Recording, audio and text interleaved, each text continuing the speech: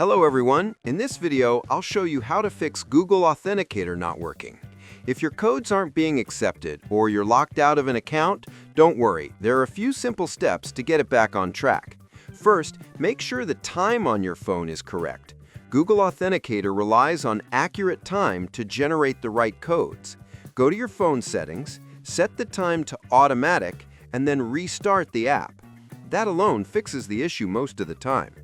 If the problem continues, try removing and re-adding the account inside Google Authenticator. Open the app, delete the affected account, then go to the service you're trying to log into and rescan the QR code or enter the setup key again. This refreshes the sync between your account and the Authenticator. Still not working? Update your app from the App Store or Google Play Store to make sure you're running the latest version. Outdated apps can cause code mismatches. Finally, if you've lost access completely, you'll need to use the backup codes provided when you first set up two-factor authentication or contact the service's support team for account recovery. And that's how you fix Google Authenticator not working. Most of the time, it's just a time sync or a quick resetup. Subscribe to the channel for more videos.